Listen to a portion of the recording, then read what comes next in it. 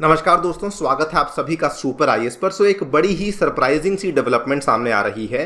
Cochin shipyard limited के जो director हैं, जिनका नाम है मिस्टर मधु एस नायर, उन्होंने एक इंटरव्यू में बताया कि आईएनएस विक्रांत के लिए जब इंडिया ने रशिया से स्टील की मांग करी थी तो असल में रशिया ने भारत को धोखा दिया था और स्टील देने से इनकार कर दिया था। आप लोग यहाँ पे देख सकते हैं, ये वाली जो खबर है इसको हिंदी न्यूज मीडिया के एक पॉपुलर न्यूज़पेपर नवभारत टाइम्स के द्वारा कवर किया गया। दुनिया में कोई भी देश किसी का सगा नहीं, आईएनएस विक्रांत के लिए दोस्त रूस तक ने स्टील देने से किया था इनकार। तो सबसे पहले तो हम लोग डिस्कशन करेंगे यहाँ पर कि रशिया के द्वारा बेसिकली स्टील देने से इनकार क्यों किया गया था, एंड मोर इम्पॉर्टेंटली हम लोग जानेंगे कि इंडिया का इस चीज़ को लेकर क्या रिएक्शन था। आइए शुरू करते हैं दोस्तों मेरे साथ। मेरा नाम है अनिरुद्ध। यदि आप लोग इस लेक्चर की पीडीएफ को डाउनलोड करना चाहते हैं तो यहाँ पर दिए गए टेलीग्राम चैनल के माध्यम से कर सकते हैं।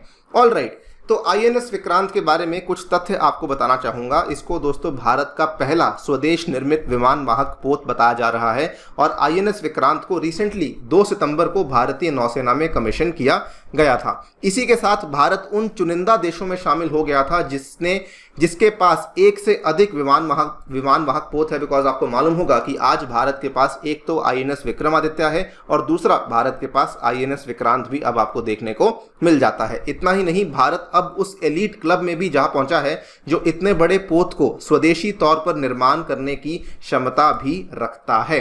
लेकिन इस पूरी की पूरी डेवलपमेंट में एक बड़ी ही इंटरेस्टिंग चीज सामने आई थी। भारत को इस मुकाम को हासिल करने में सिर्फ दुश्मनों ने नहीं बल्कि दोस्तों की दगाबाजी से भी जूझना पड़ा है। यहाँ पर क्या चीज सामने आई है, इसमें हिंदी न्यूज़ मीडिया इसको कवर कर रही है। उसमें बताया है कि दोस्त रूस ने भारत को विक्रांत के निर्माण में इस्तेमाल होने वाला जो स्पेशल स्टील है उसको बेचने से मना कर दिया था। नाउ ऐसा क्यों किया था, जबकि रशिया और इंडिया जो है वो काफ़ी पुराने दोस्त हैं। डिफेंस के सेक्टर में हमारी दोस्ती काफ़ी अच्छी भी है। रशिया भारत को काफ़ी बड़े बड़े और काफ़ी सोफिस्टिकेटेड हथियार भी प्रोवाइड करता रहता है, लेकिन विक्रांत के लिए स्टील देने से रशिया ने इनकार कर दिया था।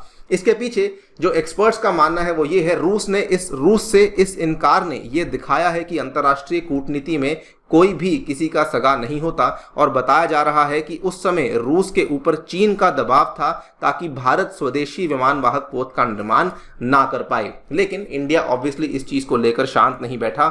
इंडिया ने क्या किया, इंडिया ने कहा कोई बात नहीं, आप लोग हमें स्टील ना दें, हम लोग जो है अपना खुद का स्टील बना लेंगे। इसके बाद भारतीय वैज्ञानिकों ने स्वदेशी तौर पर उससे कई ज्यादा उन्नत स्टील का निर्माण खुद ही किया। आप लोग यहाँ पे देख पा रहे होंगे, ये वाली खबर भी 4-5 सितंबर को ही सामने आई थी कि 30,000 टन से भी ज्यादा का स्पेशल स्टील इस्तेमाल हुआ है हमारे स्वदेश निर्मित आईएनएस विक्रांत में। इस पूरी की पूरी खबर का जो स्रोत है वो कोई और नहीं बल्कि कोचिन शिपयार्ड लिमिटेड के चेयरमैन और एमडी मधु एस नायर, जो कि उसी शिपयार्ड के चेयरमैन हैं जिसने कि आईएनएस विक्रांत का यहाँ पर निर्माण किया है। इन्होंने एक इंटरव्यू में बताया था कि रूस ने सन 2005 में हमें आईएनएस विक्रांत के निर्माण के लिए स्टील देने से मना कर दिया था, लेकिन फिर हमने उसी स्टील का खुद ही यहाँ पे विकास कर लिया था। उसके बाद इन्होंने बल्कि ये भी बताया कि हम लोग इस चीज़ को लेकर काफ़ी खुश हैं कि रशिया ने हमें मना कर दिया, बिकॉज जब हम आज पीछे मुड़कर देखते हैं तो हमें लगता है कि हमारे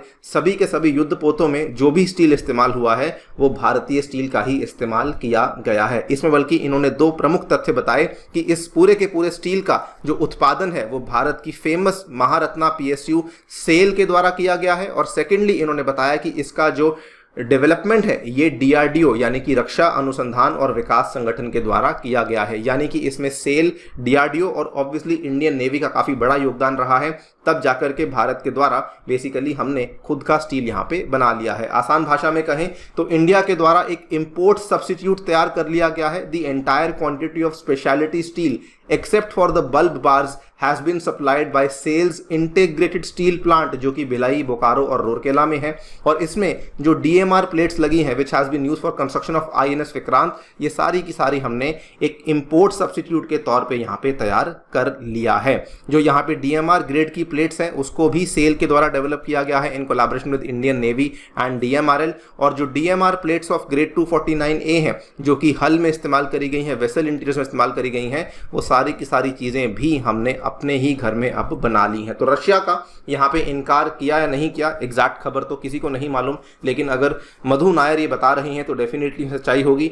और एक चीज़ अच्छी है कि इस पूरी की पूरी चीज़ का जो यहाँ पे बेसिकली परिणाम निकला वो ये था कि भारत अब खुद ही इस स्टील को बना रहा है। बल्कि इन्होंने बताया कि इस पूरे के पूरे विशाल विमान वाहक पोत को बनाने में 550 से ज़्यादा कंपनियों ने अपना योगदान दिया है, जिसमें से 100 से ज़्यादा तो यहाँ पे माइक्रो, स्मॉल और मीडियम एंटरप्राइज है, यानी कि 100 से ज़्यादा आपको यहाँ पे MSMEs देखने को मिल जाती हैं।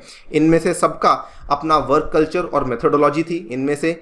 ऐसे में इन सबसे डील करने में हमें काफ़ी कुछ सीखने को मिला है, और ये जो सीख है भारत आज उसी सीख का इस्तेमाल करते हुए बड़ी कॉन्फिडेंटली ये कह पाता है कि अब हम लोग तीसरा एयरक्राफ्ट कैरियर और भारत का दूसरा स्वदेश निर्मित एयरक्राफ्ट कैरियर INS विशाल बनाने के रास्ते पर भी जा पहुंचा है। इन्होंने बताया पहले लोग पूछते थे कि क्या हमारे पास इतने बड़े आकार का जहाज बनाने की क्षमता है। आज केवल 5 या 6 देश हैं जो एक विमान वाहक पोत का निर्माण कर सकते हैं और भारत उनमें से एक है। आपको मालूम होगा कि इंडियन नेवी ने ऑलरेडी विक्रांत के बाद अब विशाल की तैयारियां शुरू कर दी हैं। इसको लेकर हमने बल्कि आपके सामने एक वीडियो भी पेश करी थी, इसको जाकर के डेफिनेटली देखिएगा। आप क्या सोचते हैं कि क्या भारत के द्वारा जो कदम यहाँ पे लिया गया वो सही था? अपनी राय डेफिनेटली हमें कॉमेंट सेक्शन में बताइए। ऑल्सो क्या आपको लगता है कि हमें रशिया के ऊपर डिपेंडेंस बनाए रखनी चाहिए? इसके बारे में अपनी राय जो है कॉमेंट सेक्शन में डेफिनेटली बताइएगा।